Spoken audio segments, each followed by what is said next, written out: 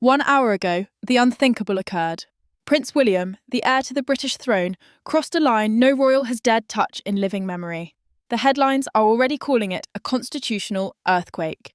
But according to sources inside Westminster, this isn't just about a royal misstep. It's a calculated move in a political chess game being orchestrated by none other than Prime Minister Keir Starmer himself. And the question on everyone's lips tonight is terrifying in its simplicity. Has Starmer just used the future king to neutralise the reigning one? Insiders close to number 10 claim a private meeting took place last night between Starmer and senior members of his inner circle. The agenda? A single cryptic operation name, Project Balance. What that means, no one outside that room knows for sure. But this morning, palace staff were thrown into chaos when William reportedly made a solo phone call, not to his father, but directly to the Prime Minister. A breach of protocol so severe that courtiers are calling it a royal detonation. For those who know the ironclad etiquette of the monarchy, this is beyond comprehension. A future king communicating directly with the head of government, without clearance from the sovereign, is nothing short of rebellion in royal language. Sources say that within minutes of the call, King Charles was alerted by his private secretary. The king's reaction? One witness described it as controlled fury. He didn't shout, he didn't move. He simply stared down at his desk, whispering 4 words that chilled everyone in the room. It's already begun then. But begun what, exactly? According to leaked internal notes seen by a senior political correspondent, Starmer's office has been quietly developing what's being referred to as a soft constitutional adjustment, a diplomatic phrase masking something far darker. The adjustment allegedly involves redefining how royal consultation functions in government policy. Translation: giving more weight to the heir's opinion while quietly sidelining the reigning monarch's influence. One insider put it bluntly: Starmer wants William as his royal ally, not his royal obstacle. But why would William take the bait? That's the question ripping through both Westminster and Windsor. Those close to the prince say he's been restless, eager to modernise, frustrated with the slow, ceremonial pace of his father's reign. They say Starmer's team fed that ambition skillfully, offering him a vision of a modern monarchy for a modern Britain, dressed up in flattery and patriotic language. They made him believe he was helping the crown, whispers one senior aide. But what he's really doing is weakening it. And that's not even the worst part. This morning, at precisely 8:37 a.m, the Palace Press Office issued a brief, carefully worded statement. It read, "The Prince of Wales has been in communication with government officials on matters of national interest." That's it, no context, no denial, just confirmation. And silence. A statement that landed like a bomb across the UK press. Even veteran royal reporters are calling it unprecedented. One tabloid headline screamed, "William goes rogue." Another simply asked, "Who's in charge?" Meanwhile, inside number 10, Starmer's team is reportedly celebrating quietly. They believe the move has forced the king's hand. Because here's the cruel truth. By speaking with the Prime Minister directly, William has, intentionally or not, validated Starmer's reform agenda. It's the exact political cover Starmer needed to push his new constitutional bill through Parliament. A bill that many suspect will begin transferring soft powers from the monarch to the state. If this passes, the king won't just be a ceremonial figurehead. He'll be a ghost in his own palace. But behind the palace walls, the tension is unbearable. Senior courtiers have been ordered to prepare for an emergency consultation. Rumours swirl that the king has privately summoned his legal advisers, demanding clarity on whether his own son has violated the terms of royal neutrality. One insider described the atmosphere in Buckingham Palace as wartime cold. Even Catherine, Princess of Wales, is said to be visibly shaken by what's unfolding, caught between loyalty to her husband and horror at the constitutional firestorm surrounding him. And then there's the whisper that's sending shivers through every corridor of power. Starmer's next move. A leaked text message from a Labour aide, now circulating among political journalists, reportedly reads, "Stage 2 begins tonight. Prepare the statement." No one knows what that means, but royal commentators fear it could involve the formal announcement of a new Royal Engagement Council, a government-led body featuring the heir but not the sovereign. If that happens, it would mark the most radical restructuring of royal influence in modern history. Could this get any worse? Well, according to one trembling insider, the answer is yes, much worse. Because as of an hour ago, King Charles is said to have refused all calls from number 10. He's gone dark. His staff have been told not to forward any communications, not even from the Cabinet Office. He's shut himself inside the white drawing room with only 2 advisors and a sealed red folder labelled Privy Response. What's inside that folder? No one knows. But those who've seen the king's face say it all. Cold fury, controlled silence, and something else entirely. Something that suggests he's not about to let his own son, or his own government, take his crown. So the question is, has Prince William just played right into Starmer's hands? Or has King Charles already begun to plan his revenge? By dawn, the illusion of calm inside Buckingham Palace had disintegrated. The press vans were already lined along the Mall, journalists whispering like vultures in the fog, waiting for the next royal explosion. And they didn't have to wait long.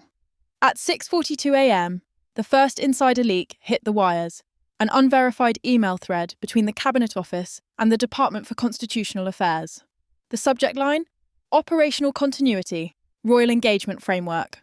Translation? The rumoured Royal Engagement Council wasn't just an idea, it was already being drafted into existence. And the chilling detail, buried deep within the correspondence, the council would report directly to the Prime Minister, not the monarch. The king, the very embodiment of state continuity, was about to be written out of his own kingdom's governance. A government plot so subtle it could be denied, and yet so devastating it would redefine the crown's purpose forever. Inside the palace, chaos disguised as routine. Courtiers moving briskly, avoiding eye contact, carrying sealed envelopes as if handling weapons. One senior advisor told an insider, "We're not working in government anymore. We're surviving it." And in the middle of it all, King Charles sat behind his desk, silent, motionless, a man who had spent his life defending tradition, now watching it crumble by the hands of those sworn to uphold it. Yet sources close to the king say he is far from broken. Overnight, His Majesty had done what no one expected. He called in his secret weapon, not the politicians, not even his private secretaries, but a trio of constitutional experts known informally as the Keepers. These men, relics of an older system, were said to have advised the Crown during moments of national peril, and what they proposed was nothing short of explosive. According to Palace Whispers, the Keepers reminded the King of a long-buried constitutional right, the royal intervention privilege, an ancient clause that, while never formally invoked, grants the monarch power to suspend government consultations if the stability of the Crown is deemed at risk. It's dusty, archaic, and terrifyingly potent. The King reportedly listened, nodded once, and said only, "Then it's time." Within minutes, a courier was dispatched to the Privy Council office, carrying a sealed document under the King's personal seal. No one outside the palace knew what it contained. But insiders claim it was a legal notice to convene an emergency session, not in Westminster, but inside Buckingham Palace itself. Meanwhile, at Kensington Palace, another storm was brewing. Prince William's team, blindsided by the ferocity of the backlash, were in damage control mode. The prince, described by aides as visibly torn and sleepless, spent the early hours drafting a private message to his father, a message sources claim he never sent. One insider described it as a plea for understanding, admitting that his contact with Starmer was misinterpreted, insisting he was only acting to protect the Crown's relevance, not undermine it. But the King's silence was absolute. The call lines remained frozen. "He's not just angry," said one longtime courtier, "he's heartbroken." By mid-morning, Westminster was ablaze. Starmer's office released an official statement attempting to douse the flames, claiming, "The Prime Minister holds the highest respect for the monarchy and its future representatives." But buried beneath the diplomatic fluff was the sting. Representatives, plural. Subtle, deliberate, and unmistakable. He wasn't referring to the monarch anymore. He was referring to the heir. The press tore it apart. "Starmer's War of Two Thrones," screamed one headline. "The king, the heir, and the puppet master," blared another. Television networks played the same footage on loop. William's car pulling up at number 10, the king's car departing Buckingham in silence. The public was divided, the nation humiliated. Could the monarchy survive this, or was this how it ended? Not with a revolution, but with a quiet constitutional rewrite in the middle of the night. And then came the whisper, the one that made even seasoned political editors gasp. A classified memo had surfaced within the Ministry of Defence. A single paragraph that referred to temporary ambiguity in allegiance structures. Those words set off alarm bells across Whitehall. It was a bureaucratic way of saying that the military, sworn by oath to the king, was uncertain who now held the moral authority of the crown, the monarch or the heir. The Prime Minister's gamble had crossed into dangerous territory. The kingdom wasn't just politically divided, it was constitutionally fractured. But just when Starmer thought he had cemented his grip on the narrative, the palace struck back. At exactly 3 p.m, The royal website, which had been eerily quiet all morning, published a single-line bulletin under the official insignia. His Majesty the King will address the nation live at 8 p.m. from Buckingham Palace. No explanation, no leaks, just a time, a location, and silence. Westminster erupted. "An address without government consultation?" shouted one MP. "He can't do that." But he could, and he would. Insiders claim that by early evening, the palace was transformed into a fortress of light, every window illuminated, every corridor sealed. The King's speech was written by hand, not dictated, and not shared with Downing Street. Only 3 people were allowed in the room: the King, his private secretary, and one trusted member of the Church of England. He wanted God as his witness, one aide whispered. But what did the King plan to say? Would he accuse his Prime Minister of betrayal? Would he call out his own son? Moments before broadcast, a final twist sent shivers through the kingdom. Kensington Palace released an unexpected statement, just 12 words long. "The Prince of Wales will join His Majesty for this address." The shock was immediate. The heir and the monarch were together after everything that's unfolded. Social media imploded. Reporters screamed over one another on live television. What does this mean? Has William defected back to his father's side? At exactly 8 p.m, the royal crest appeared on every major network. The nation held its breath as 2 figures emerged side by side, father and son, united in the same room, their expressions carved from stone. The King spoke first. His tone was measured, grave, unflinching. He spoke of loyalty, duty, and betrayal without naming names. He warned that the crown is not a convenience to be reshaped by government will, and vowed to uphold the sanctity of our constitutional order. And then, without warning, he turned to his son. The camera held. William's eyes lowered.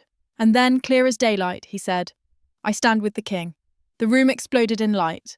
The broadcast cut abruptly, and every newsroom in Britain went into meltdown. Had the alliance been restored?